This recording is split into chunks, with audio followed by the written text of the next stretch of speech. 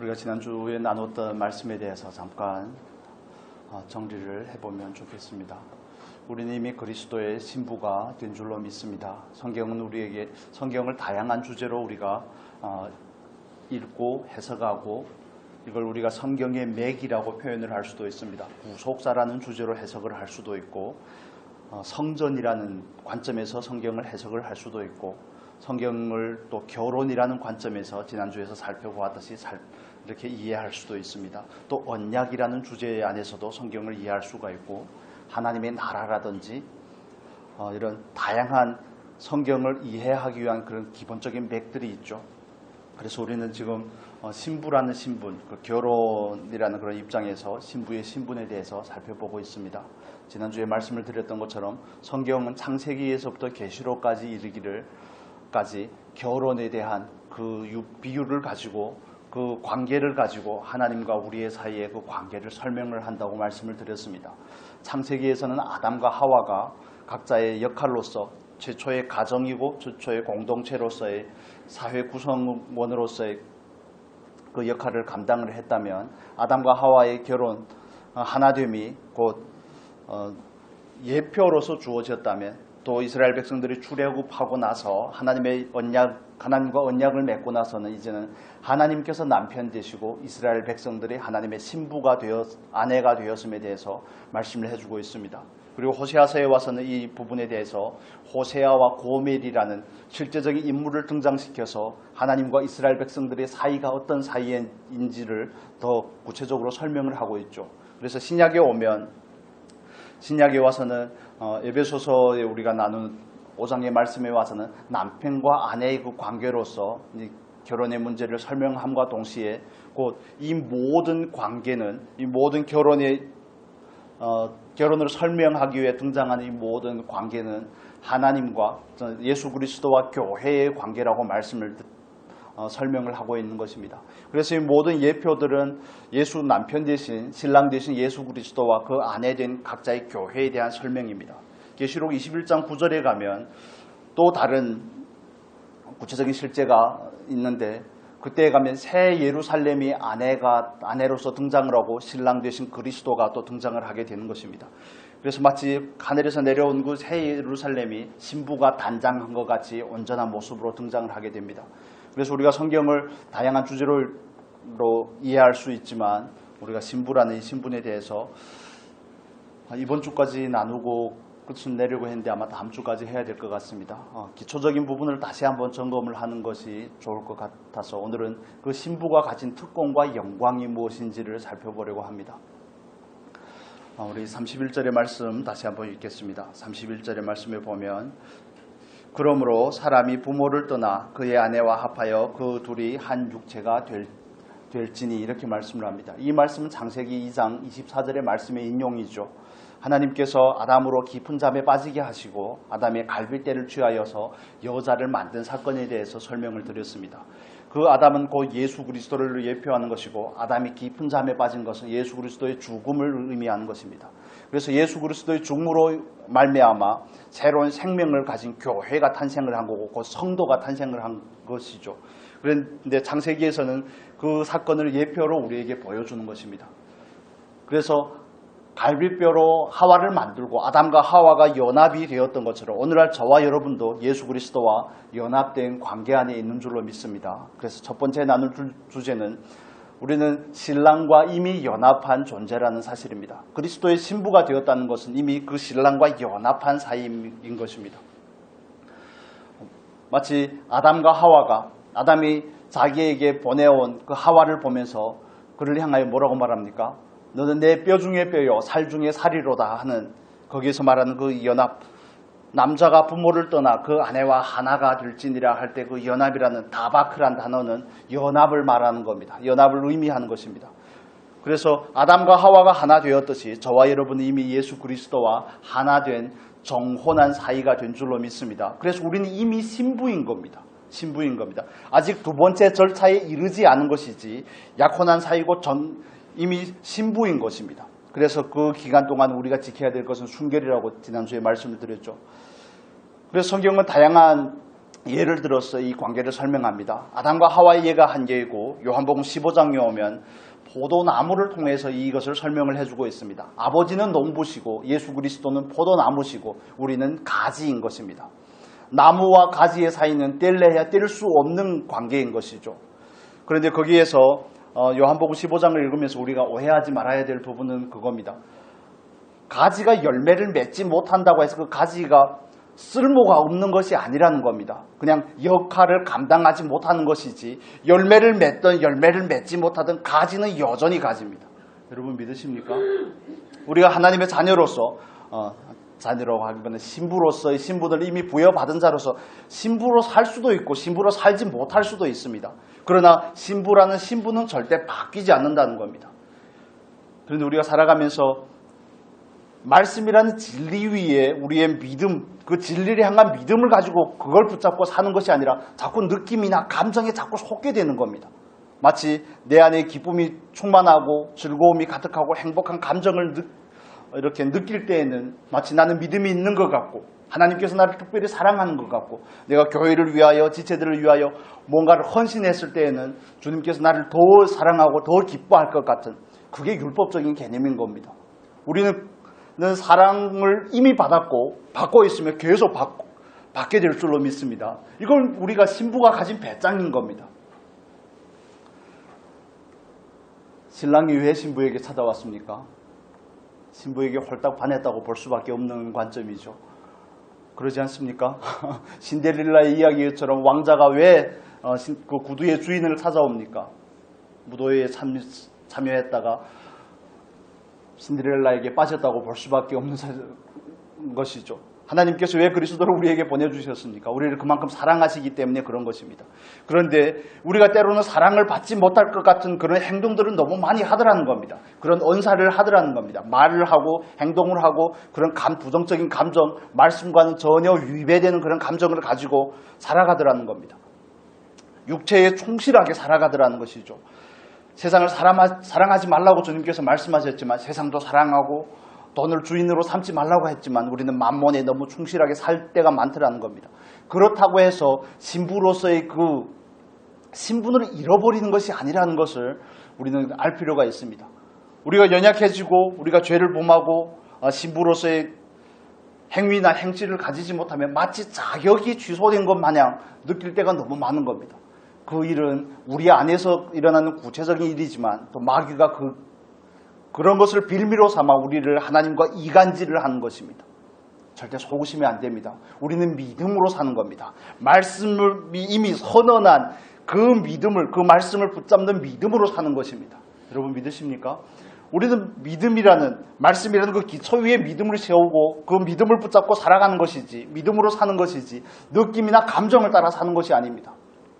우리가 높은 산에 오른 것 같은 그런 감정이 있다고 해서 우리가 하나님의 사랑을 더 받는 사람이 아니고 또 정말 사망의 음침한 골짜기를 걸어가는 것 같은 그런 역경 가운데 어려운 환경 가운데 처한다고 해서 하나님께서 우리를 사랑하지 않는 것이 아니라는 겁니다. 히브리서 13장 8절의 말씀 암송하시면 제가 커피를 사드리려 했으면 좋겠는데 예수 그리스도는 어제나 오늘이나 영원토록 동일하시니라. 그 사랑을 믿으시기를 바랍니다. 한 주간 동안 어떻게 살았든 우리가 주님 앞에 나올 때는 그 배짱으로 나오는 겁니다. 당신이 우리에게 반하셨잖아요. 여러분 너무 뻔뻔합니까? 너무 체면이 없는 것 같습니까? 그런데 성경이 말하는 게 그 사랑인 겁니다. 고멜이 아무리 반복해서 호세아를 배반하고 세상을 사랑하고 다른 남자들을 연모하지만 그러나 그 세상을 연모하고 다른 남정네를 연모하는 고멜을 사랑하는 것이 하나님의 사랑인 것입니다. 그래서 고멜은 다른 남자를 사랑할 때도 호세아의 아내고 호세아에게 돌아왔을 때도 호세아의 아내고 그건 찢어낼래야 찢어낼 수 없는 분리할래야 분리할 수 없는 관계인 것이죠. 여러분 우리가 세상을 따라서 뭐 술 담배를 한다든지 그냥 예를 드는 겁니다. 술 담배를 한다든지 뭐 그리스도인답게 살지 못했다든지 뭐 소금이나 빛으로 살지 못하고 정말 육신에 충만하게 살았다고 한다고 할지라도 그 신분은 절대 취소되는 것이 아닙니다. 그걸 향한 믿음이 저와 여러분 안에 있기를 바랍니다. 우리는 이미 사랑을 받았습니다. 아멘입니까? 이미 받았고 이미 지금도 받고 있으며 궁극적으로 그 사랑이 완성이 될 것입니다. 하나님께서 우리를 고아와 같이 버려두지 않으시겠다고 말씀을 하셨죠. 그래서 우리가 하나님 앞에 나올 때는 늘 그 신랑이신 그리스도가 우리에게 주신, 신부가 된 우리에게 주신 그 약속을 붙잡고 나오는 겁니다. 그 약속을 믿는 믿음으로 사는 것입니다. 그래서 그 사랑이 흔들리면 모든 것이 다 흔들리게 되는 겁니다. 내가 신랑을 기다리는 과정 가운데 신랑만을 바라보지 못했다고 신랑께서 나를 버리면 어떻게 할까? 물론 여기엔 다른 요소들이 있습니다.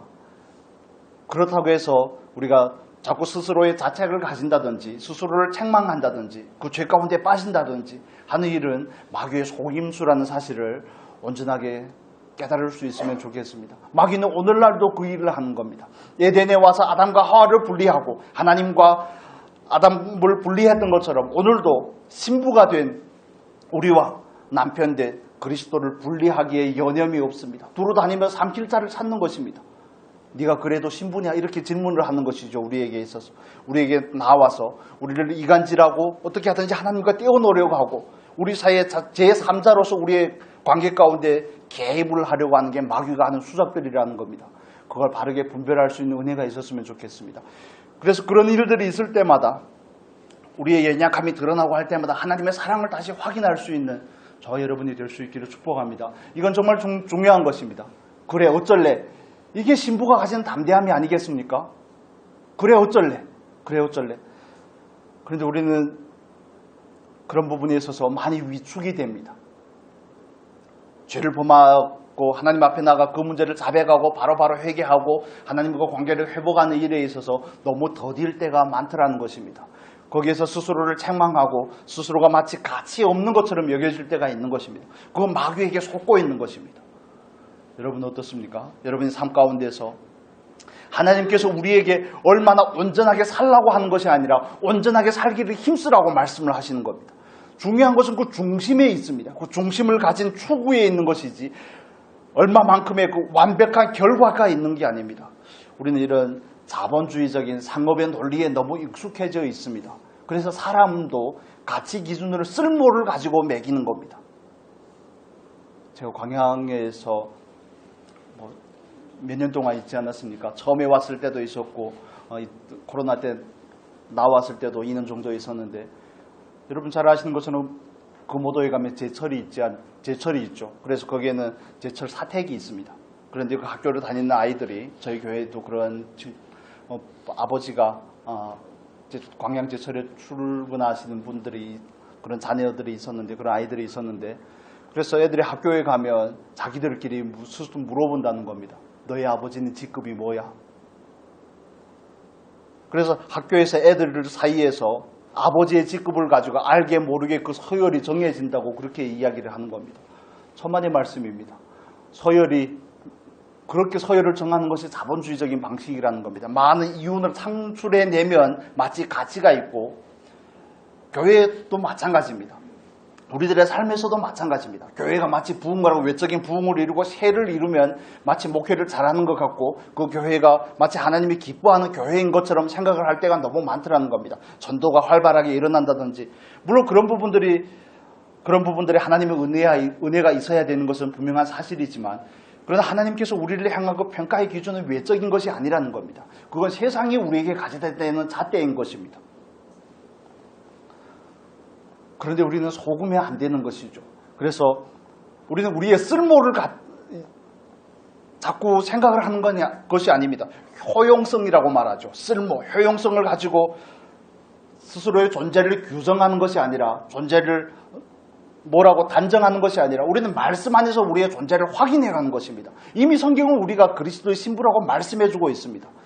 그렇기 때문에 그런 부정적인 감정이나 아니면 말씀과는 전혀 반대되는 그런 느낌이나 감정들이 있을 때 우리는 말씀으로 돌아가야 되는 것입니다. 마귀가 우리를 유혹하고 우리를 분리하려고 할 때마다 말씀 앞으로 돌아가서 말씀을 가지고 우리는 이미 사랑을 받은 자임을, 사랑을 받고 있음을, 계속 사랑을 받을 것임에 대해서 다시 한번 확인을 해야 되는 것입니다. 그래서 믿음을 가진 선포는 그만큼 중요한 것입니다. 때린다고 계속 맞으면 어떻게 되겠습니까? 유혹한다고 늘 유혹을 당하면 어떻게 되겠습니까? 유혹을 잠깐 당할 수는 있지만 말씀이라는 근거 앞으로 돌아와서 비록 온전하지는 않지만 신부됨에 대해서 마귀를 대해서 말씀으로 화근할 수 있는, 선언할 수 있는 은혜가 있기를 축복합니다. 그래야지 그 사랑의 기초가 흔들리지 않습니다. 신랑이 그 신부를 삼을 사람이 마음에 들지 않으면 선물을 주고 가겠습니까? 내가 집을, 처소를 예비하면 다시 데리러 오겠다는 약속을 하겠습니까? 그래서 우리는 말씀 안에서 그 사랑을 확인하는 것입니다. 못나도 신부고 잘나도 신부인 것입니다. 내 안에 믿음이 충만할 때도 신부고 믿음이 나약할 때도 신부인 것입니다. 거기에 있어서 우리는 말씀이라는 그 기준 안에서 늘 분별할 수 있는 은혜가 있었으면 좋겠습니다. 여러분 안에 늘 사랑하는 감정이 충만하시던가요?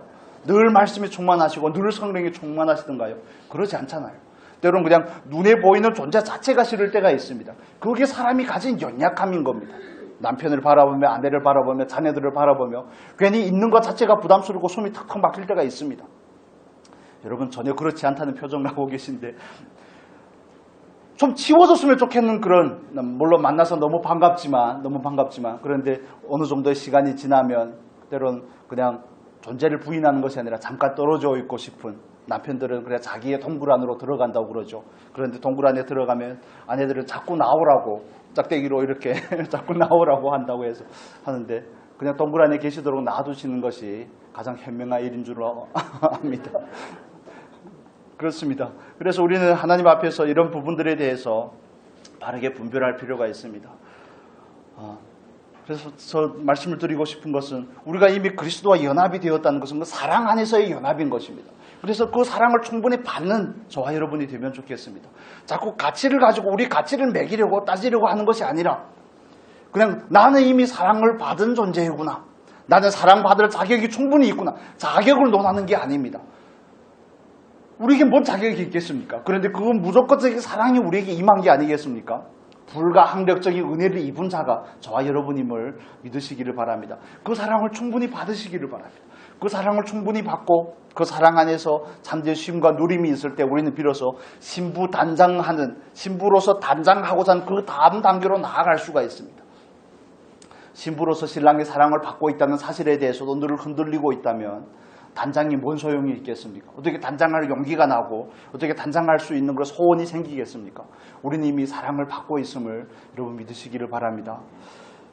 이번에 고향에 잠깐 가서 많은 목회자분들을 만나고 저희 스승 되시는 목사님도 만나고 조윤숙 목사님도 만나서 북한 사역에 대해서도 듣고 저희 후배 목사님도 만나고 하면서 한 가지 느끼는 감정이 있었습니다. 중국 정부에서 교회를 너무 핍박하고 너무 착취를 하고 하니까 교회가 64개가 되던 교회가 14개로 줄어들고 하는 그런 일들이 일어나는 겁니다. 그래서 목회자들을 만나면서 정죄하는 차원이 아니라 말과 교제 가운데서 그들의 표현 가운데 이런 표현들이 있습니다. 목회하는 즐거움이 별로 없다는 거죠. 20년 전에는 제가 한국에 온 지가 이제 20년이 됐는데 그때는 교회가 한창 활발할 때 많은 해외 선교사들도 많이 들어가서 활발하게 사역할 때는 정말 경기가 좋았다고 표현하면 이상하겠죠. 교회가 부흥하고 성장하고 할 때는 정말 좋았다는 것입니다. 자꾸 과거를 회상하게 되는 겁니다. 그런데 자꾸 조여오니까 점점 조여오니까 성도님들의 숫자는 줄어들고 또 출산율도 현저하게 떨어지고 젊은 세대가 없고 나이 든 세대만 남고 하는 이런 현상들이 여기와 똑같은 일들이 일어나니까 목회하는 즐거움이 없다고 이런 이야기를 하시더라고요. 그래서 제가 뭘 어떻게 반박을 하고 어떻게 뭐라고 설명을 할 수가 있겠습니까? 그래도 견지하는 것 자체가 놀라운 은혜가 아니겠냐고 그냥 이 정도만 얘기하는 것이지만 그래서 그걸 보면서 하나님 앞에서 저 스스로가 가진 다짐과 생각이 있습니다. 목회라는 이런 외적인 사역을 가지고 자기의 가치나 효용성을 증명하려고 하는 거 이건 마귀에게 속고 있는 것이구나. 나는 그러지 말아야 되겠구나. 그냥 하나님과의 그 사랑 안에서의 참된 만족이 있어야 되는 겁니다. 목회가 잘 되면 기쁘고 감사하고 목회가 안 되면 교회가 부흥하고 부흥하면 기쁘고 부흥하지 않으면 그렇다고 사랑이 흔들리는 건 아니지 않습니까? 그래서 그런 부분들에 있어서 성도님들도 마찬가지입니다. 여러분도 마찬가지입니다. 신앙 안에서 하는 모든 일들이 형통할 때는 마치 내가 하나님 앞에서도 가치가 있는 것 같고 세상에서도 가치가 있는 것 같고 마치 사랑을 잊고 있는 것 같고 그렇지만 환난을 당하고 어려움을 당하고 몸도 아프고 돌아가는 상황이 여의치 않고 이럴 때마다 하나님은 나를 더 이상 사랑하지 않는가? 이런 생각을 버려야 된다는 것입니다. 목회자만 그런 것이 아니라 성도님들도 마찬가지입니다. 우리는 하나님 앞에서 1대1의 관계 안에서 서는 겁니다. 그 다음의 것은 그 다음 단계의 문제인 것입니다. 남편과의 사이가 좋아지는 것도, 교회가 부흥하고 성장하는 것도, 아내와의 관계가 화목하게 되는 것도, 모든 것도 마찬가지입니다.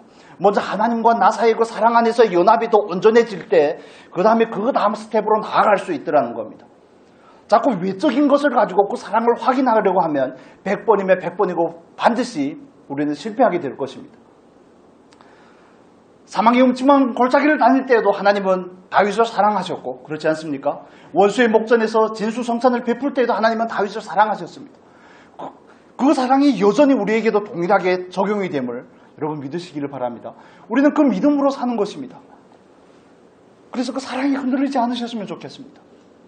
열매를 못 맺는다고 가지가 아닌 것이 아니라 여전히 가지이며 신부로서의 순결함을 지키지 못한다고 할지라도 여전히 신부이며 우리는 신부 단장을 하고 있는 과정 가운데 있음을 스스로에게 늘 가르치셔야 됩니다. 가르치셔야 됩니다. 그래서 그 사랑이 흔들리지 않으시면 좋겠습니다. 시대가 너무 실용적으로 흘러가다 보니 너무 효용성을 중심으로 흘러가다 보니 사랑이라는 본질을 놓치고 있습니다. 교회도 마찬가지고 교회 안에도 그런 풍조와 그런 물결들이 흘러들어와서 자꾸 교회의 근간을 흔들려고 하는 것이죠. 아닙니다. 우리는 하나님의 사랑 안에 있는 사람입니다. 그 사랑의 연합 가운데 그 연합 안에서 충분히 만족을 누리고 충분히 사랑을 받고 있고 그 사랑 안에서 날마다 그 사랑을 힘입어 성장하고 있고 변화되고 있는 것이 우리가 가진 신부로서의 자격임을 여러분 믿으시기를 바랍니다. 그게 은혜임을 믿으시기를 바랍니다. 목회를 잘해야 목사가 아닌 것입니다. 잘해야만 목사가 아니라 실패해도 목사인 것입니다. 그렇지 않습니까? 저희 동기들을 만날 때도 자꾸 그런 걸 가지고 논한다고 여러분에게 여러 번 말씀을 드렸죠. 부목사냐 담임이냐 큰 교회냐 자리분리하냐 이런 걸 가지고 자꾸 자기의 가치를 하고 검증을 하려고 하니까 자리받지 못하는 교회의 목사는 목사도 아닙니까? 그런 게 아니죠. 성도님들도 마찬가지더라는 겁니다. 나는 교회를 향해서 뭔가를 헌신하지 못했는데 교회 하나님을 향해서 뭘 많이 드리지 못했는데 아니요, 걱정하지 마십시오. 걱정하지 마시고 하나님의 사랑을 받는데 먼저 마음을 활짝 열고 하나님의 사랑을 받을 수 있는 우리가 되어야 되는 것입니다. 그게 먼저인 것입니다. 사랑을 받는 것. 그 사랑을 그렇다면 우리는 어떻게 확인할까요? 늘 십자가를 바라볼 때 우리는 그 사랑을 확인할 수 있습니다. 외적인 가치로 사랑을 확인하는 것이 아닙니다. 십자가를 바라보면서 확인하는 것입니다. 우리 안에는 늘 사랑이 충만하지 않습니다. 그 사랑이 없을 때마다 우리가 가야 될 자리는 십자가인 것입니다. 물론 그 사랑을 확인하는 데 있어서 믿음의 성숙도를 따라서 다양한 단계가 있죠. 그리스도인이 되었지만 그 사랑을 때로는 어떤 성도님들은 자꾸 외적인 것을 가지고 하나님의 사랑을 확인하려고 합니다. 하나님께서 나에게 얼마나 주셨는가, 하나님께서 나에게 얼마나 주시는가, 얼마나 넉넉하게 공급하고 계시는가를 가지고 그 자꾸 그 사랑을 증명코자 합니다. 물론 그것도 일종의 방법일 수가 있지만 그러나 근원적인 것은 우리는 그리스도의 십자가 가운데 앞으로 나아가서 그 사랑을 다시 한번 확인을 하는 겁니다.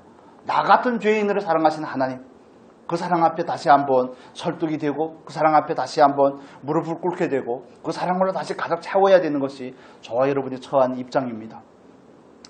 여러분 스스로의 가치를 세상의 기준을 가지고 매기지 않으셨으면 좋겠습니다. 우리는 값으로 산바되었는데 우리의 가치는 예수 그리스도인 줄로 믿으시기를 바랍니다. 예수 그리스도가 곧 우리의 가치이고 예수 그리스도가 곧 우리의 값어치임과 동시에 우리의 생명이십니다. 골로새서 3장 4절에서는 이렇게 말합니다. 그리스도가 곧 우리의 생명이라고 말씀하죠. 고린도전서 6장에서는 주와 합하는 자는 한 영이라고 말씀을 합니다. 여러분, 우리는 그 은혜를 입은 사람입니다. 그 사랑을 입은 사람임을 믿으시기를 바랍니다. 그 사랑 안에 세워질 수 있는 신랑과 신부의 관계가 될 수 있기를 축복합니다. 그래서 우리의 신랑 되신 예수 그리스도께서 아담이 모든 실패를 회복하시고 우리를 다시 한번 하나님 앞에서 신부로서 인정해 준다는 사실이 저와 여러분에게 놀라운 긍지가 될 수 있기를 바랍니다. 우리는 그것 때문에 감사한 것입니다. 몸도 아프고 상황도 여의치 않고 하는 일도 별로 잘 안 되고 예수를 믿지 않는 사람들은 형통하기만 하더만 나는 왜 자꾸 어려운 일만 당하는지, 나에게는 왜 자꾸 어려운 주제들만 주어지는지, 뭐 이렇게 생각할 수는 있겠지만 그러나 우리는 그걸 넘어서서 하나님의 사랑을 확인할 수 있는 은혜가 있었으면 좋겠습니다. 하나님께서 우리를 향해 하고 있는 모든 일이 모든 만남과 모든 관계가 사랑임을 고백할 수 있는 그 자리까지 저와 여러분의 신앙이 믿음이 성숙할 수 있기를 축복합니다. 이건 정말 우리가 사모해야 되는 자리가 아니겠습니까? 모든 것이 사랑임을. 근데 어렵더라고요. 쉽지가 않더라고요. 믿음으로 고백해야 될 것은 알겠는데 막상 그 선언을 한다는 것 자체가 굉장히 어려운 일입니다. 그래서 그걸 하기 위해서 우리는 정말 체면을 불구하고 하나님 앞에서 반복적인 고백을 하는 연습이 그만큼 필요한 겁니다. 하나님, 나는 연약하지만 나는 하나님을 얼마나 사랑하는지. 갈릴리 바닷가에서 예수님께서 베드로에게 찾아오셔서 하셨던 그 질문들이 있지 않습니까? 내가 나를 사랑하느냐 하는 그 질문에 베드로와 같이 씩씩하게 용기를 가지고 대답할 수 있는 은혜가 있어야 되는 것입니다. 나는 주님을 배신하고 나는 주님을 팔았지만 주님께서 그렇게 물어보신다면 나는 그래도 주님을 사랑한다고 고백하겠습니다. 그게 저와 여러분의 믿음의 근거가 되어야 되는 것입니다. 고백이 되어야 되는 것입니다. 그래서 하나님을 향해서 하나님을 얼마나 사랑하는지, 비록 그 사랑을 지키지 못한다 할지라도 사랑의 고백을 많이 드리시기를 바랍니다. 사랑의 고백을 드림과 동시에 이 고백이 삶의 사랑의 실제가 될 수 있도록 소원까지 드리시며 기도까지 드리시면 얼마나 좋겠습니까?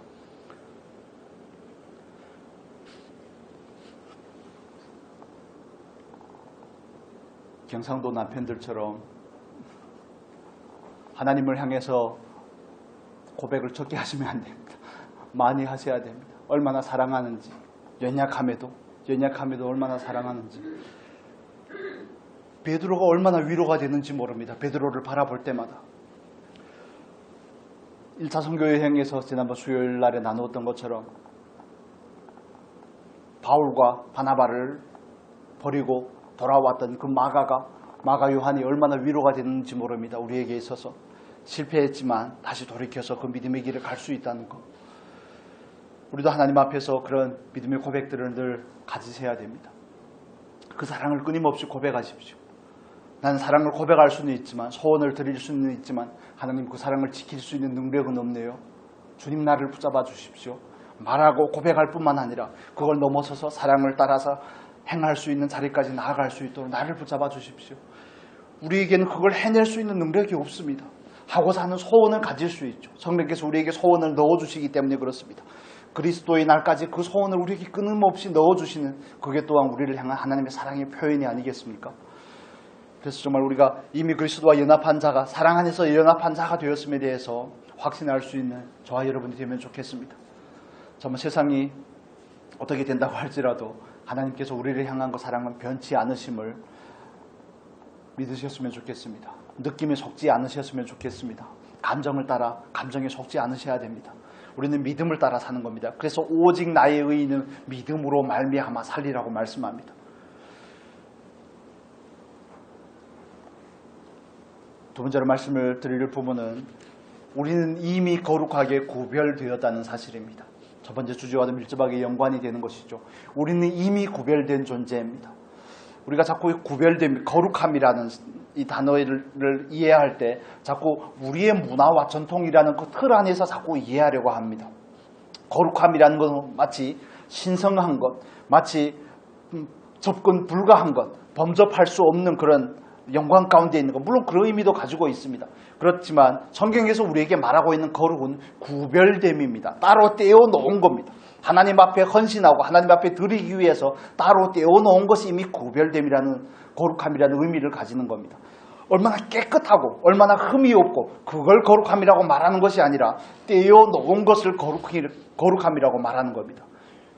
그런 의미에서 우리는 이미 그리스도의 신부로서 거룩한 존재인 줄로 믿습니다. 거룩하게 떼어놓음을 입은 존재입니다. 물론 삶에서는 그 거룩하게 온전하게 나올 수는 없을 수도 있지만 그러나 이미 거룩하게 되었습니다. 우리 에베소서 5장의 말씀을 잠깐 보겠습니다. 26절에서 27절입니다. 5장 26절, 27절 같이 읽겠습니다. 이는 곧 물로 씻어 말씀으로 깨끗하게 하사 거룩하게 하시고 자기 앞에 영광스러운 교회로 세우사 티나 주름 잡힌 것이나 이런 것들이 없이 거룩하고 흠이 없게 하려 하심이라. 아멘. 26절에서는 이렇게 말씀을 합니다. 물로 씻어 말씀으로 깨끗하게 하사 거룩하게 하시고, 이렇게 말씀을 하죠. 거룩하게 하시고. 그런데 27절에서는 거룩하게 하신 그 존재들을 뭐라고 말합니까? 주름 티나 주름 잡힌 것이나 이런 것들이 없이 거룩하고 흠이 없게 하려 하심이라. 이거는 거룩하게 하시고는 과거형으로 표현이 된 거고, 과거의 능동적인 표현으로 되어 있지만, 거룩하게 하려 하심이라는 것은 지금 우리 안에서 이루어지고 있는 일입니다. 에베소서 1장에서도 이것을 우리에게 그렇게 말씀해 주고 있죠. 그리스도 예수 안에서 창세전에 택함을 받은 우리가 우리를 거룩하고 흠이 없게 하시려고 이렇게 말씀을 합니다. 그래서 우리가 하나님 앞에서 신부가 되었다는 것, 그리스도의 신부가 되었다는 것은 이미 떼어놔서 구별된 존재가 되었다는 것입니다. 이 존재가 된 것은 우리에게서 비롯된 것이 아니라 전부 다 신랑에게서 비롯된 것입니다. 절대적인 은혜의 결과라는 사실에 대해서 우리는 믿음으로 고백할 따름입니다. 그렇지 않습니까? 뭐 신부가 저렇게 생겼다냐 그럴 수 있겠지만 그렇습니다. 그래도 신부는 신부인 것입니다. 이미 거룩하게 구별되었기 때문에 그렇습니다. 물론 교회 안에는 가라지도 있습니다. 그러나 그건 최종의 날에 점검이 될 것이지 지금 상황에서 누가 가라지인지 누가 알곡인지 우리는 장담할 수가 없죠. 그래서 우리는 하나님 앞에서 어떻게 하든지 구별됨을 받았으니 구별된 존재로서 살고자 하는 그런 소원을 가지는 것이 우리가 해야 될 일입니다. 그러나 최종적인 결과에 대해서는 우리가 알 수 없는 그런 부분이기도 합니다. 그래서 우리는 두렵고 떨림으로 우리의 구원을 이루어 가야 되는 것입니다. 신부 단장을 해가는 것입니다. 그분이 우리를 거룩하게 흠이 없고 거룩하게 하고자 함을 따라서 우리는 하나님 앞에서 더 온전한 존재로 변화되고자 하는 그 소원을 가지고 주님 앞에 순종하는 저와 여러분이 되어야 되는 것입니다. 그래서 오늘 본문의 25절의 말씀도 제가 읽어드릴게요. 25절에도 보면 남편들을 아내 사랑하기를 그리스도께서 교회를 사랑하시고 그 교회를 위하여 자신을 주심같이 하라. 그리스도께서 교회를 사랑하시고 과거형으로 표현을 하죠. 교회를 위하여 자신을 주심같이. 그렇습니다. 하나님께서 우리를 향한 그 사랑, 우리를 향한 그 구별됨은 이미 다 이루어진 사실입니다. 우리는 이미 이루어진 그 사실 안에, 그 말씀의 근거 안에 우리를 세워가는 것입니다. 여러분, 탕자가 집에 있을 때는, 둘째 아들이 집에 있을 때는 아들이고 집에 나가면 아들이 아닙니까? 그렇지 않습니다. 그래서 우리 안에 있는 그 첫째 아들과 같은 그런 마인드를 몰아내야 되는 겁니다. 그게 은혜로 사는 시작인 것입니다. 아버지의 마음을 한 번도 섭섭한 적이 없는 것이 공로가 되는 것, 그걸 우리는 가장 경계를 해야 되는 것입니다. 우리는 언제까지나 거룩함이라는 은혜를 입은 자지 우리의 행위를 가지고 어떻게까지 거룩하게 하고자 하는 자가 아니라는 사실입니다. 너무 스스로에 대해서 자책하지 마시고 좀 여유를 가지시면 좋겠습니다. 은혜로 사는 것이 저와 여러분에게 주어진 놀라운 특권임을 믿으시기를 바랍니다. 거룩하게 구별함을 입었기 때문에 이어진 은혜인지 이어진 사랑인지, 그래서 하나님 앞에 조금 더 정결한 사람으로 정결하게 우리 스스로를 준비하고자 하는 것이지 우리가 뭔가를 해서 거룩하게 되는 것이 아닙니다. 이게 율법적인 사고입니다. 교회 안에 팽배해 있는 율법적인 사고, 11조를 드린다든지 예를 드는 겁니다. 헌금을 많이 드리고 교회에서 열심히 봉사하면 마치 자기의 가치가 업이 되는 것처럼, 가치가 증명이 되는 것처럼, 아니요, 천만의 말씀입니다. 그 사랑을 입었기 때문에 우리는 어떻게 하든지 그 자리로 나아갈 수가 없음을, 우리를 그 자리까지 인도해 가시는 그 하나님의 은혜 가운데 있는 것이지 우리가 뭔가를 한 게 아니라는 사실을, 우리로 하여금 할 수 있는 근거가 우리에게 있는 것이 아니라는 사실을 여러분 믿으시면 좋겠습니다. 정말 난 이미 거룩한 존재입니다. 이걸 자주 고백을 하시면 좋겠습니다. 그래서 여러분들이 읽으셨던 책이지만 닐 앤더슨이라는 그 목사님이 쓴 책이죠. 내가 누구인지 이제야 알았습니다. 그 책을 한번 기회가 되면 다시 한번 읽어보시면 좋겠습니다. 거기에는 40문항이나 되는, 20문항씩 되는 고백이 있습니다. 자기 선언이라고 할 거예요. 두 파트에 나누어서 있는데 그걸 따라서 하나님 앞에서 우리의 존재의 확인됨을 선포하다 보면 우리 안에서 감정이 주인 노릇하고 느낌이 믿음의 근거가 된 것처럼 하는 우리에게 말씀의 근거에 의해 우리의 신앙을 세워주게 될 것입니다. 여러분 읽지 않으시려면 읽을 수도 있겠지만 읽기 힘드실 것 같아서 제가 다음 주에 그걸 서너문을 프린트해서 드릴게요. 그러면 한 주일에 하루에 한 번씩 읽으십시오. 말씀이 우리를 뭐라고 말하는지, 어떻게 정의하는지, 세상의 기준이 아닌, 마귀가 우리를 향한 그 기준과 정죄가 아닌, 욥이 고난 가운데 있으니 마귀가 와서 뭐라고 말합니까? 마귀가 욥의 아내를 통해서 욥에게 뭐라고 말합니까? 네가 그래도 의인이냐? 하나님 욕하고 죄송합니다. 죽으라. 죽으라. 죽으라. 마귀는 오늘날도 우리에게 그렇게 유혹을 하는 겁니다. 거기에 속지 않으셔야 됩니다. 잘 나갈 때도 욥이고 잘 나갈 때도 의인이고 정말 엄청난 고난 가운데 있을 때도 여전히 욥이고 의인임을 그건 변치 않는 사실입니다. 그리고 우리가 다시 한 가지 또 하나님께서 우리에게 주신 특권이 있습니다. 신부로서의 특권. 우리는 신랑의 절대적인 사랑과 보호하심 안에 있다는 사실을 믿으시면 좋겠습니다. 그분의 절대적인 사랑을 입고 있습니다. 그분은 우리를 절대적으로 보호하고 계심을 여러분 믿으셔야 됩니다. 우리 빌립보서의 말씀을 볼까요? 빌립보서 1장의 말씀을 보겠습니다. 에베소서 뒤로 넘기시면 빌립보서 1장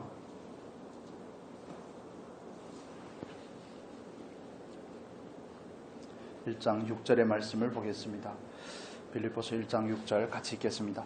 너희 안에서 착한 일을 시작하신 이가 그리스도 예수의 날까지 이루실 줄을 우리는 확신하노라. 아멘. 하나님께서 우리에게 사랑을 베푸셨을 뿐만 아니라 그 사랑을 우리에게 끊임없이 공급해 주시는 분이십니다. 주님께서, 신랑 되신 주님께서 그렇습니다. 우리에게 그 사랑을 끊임없이 공급하실 뿐만 아니라 우리를 끊임없이 지켜주시는 줄로 믿으시기를 바랍니다. 왜냐하면 그 잔치가,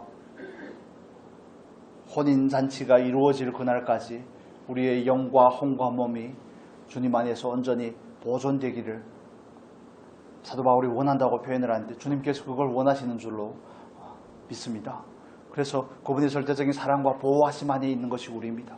그래서 우리에게 만약 이 믿음을 가지게 되면 우리의 삶에서 일어나는 모든 문제에 대해서 쉽게 흔들리지 않게 됩니다. 사랑으로 받게 되고 하나님께서 나를 향한 그 보호하심 안에서 그 문제를 바라보고 이해하게 됩니다. 그러지 않으면 늘 요동할 수밖에 없습니다. 우리 호세아서의 말씀을 볼까요? 호세아서 2장 19절의 말씀 보겠습니다. 호세아서 2장 19절.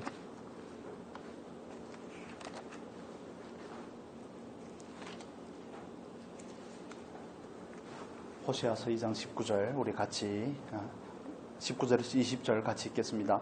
내가 내게 장가들어 영원히 살되 공의와 정의와 은총과 긍휼히 여김으로 내게 장가들며 진실함으로 내게 장가들리니 내가 여호와를 알리라. 아멘.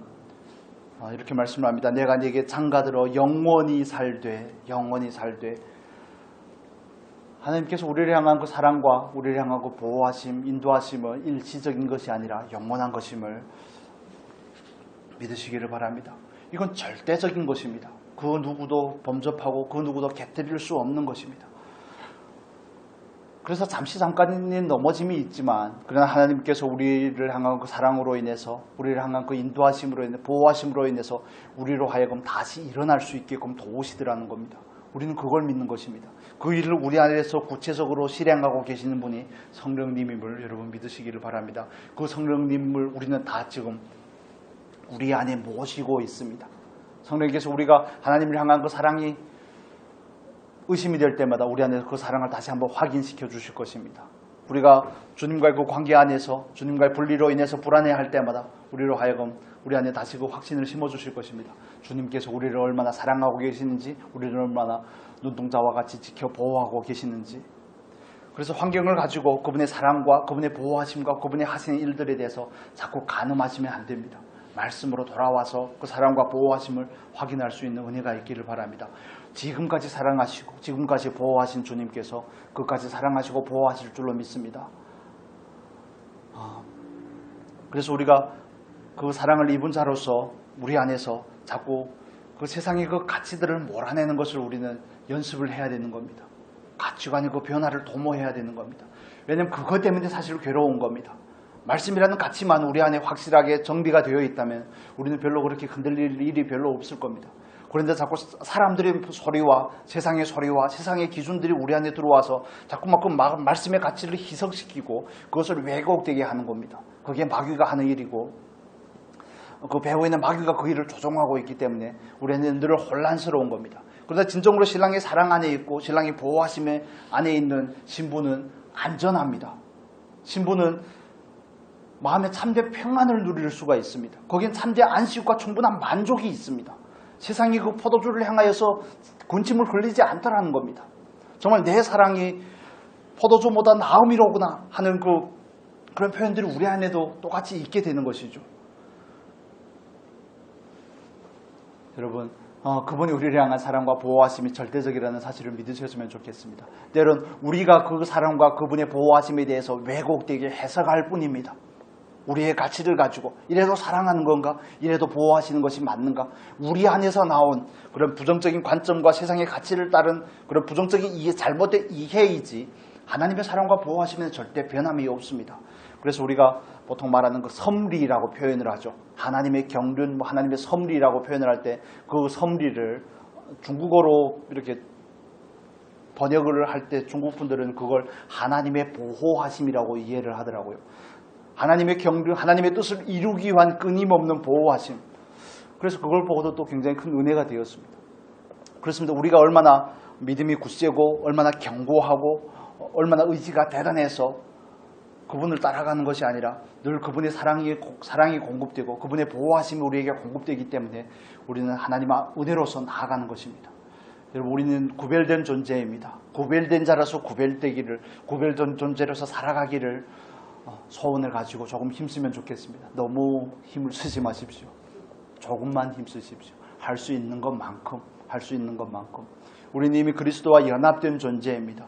그 누구도 이 관계를 깨뜨릴 수 없음에 대해서 그 사랑 안에서 확고한 확신을 가지시기를 바랍니다. 자꾸 고백을 하셔야 됩니다. 얼마나 사랑하는지, 얼마나 그 사랑이 깊어지기를 원하는지, 주님께서 나를 사랑하는 것처럼 난 주님을 얼마나 사랑하기를 원하는지. 못 지키면 말죠. 다시 또 고백을 하면 안 되겠습니까?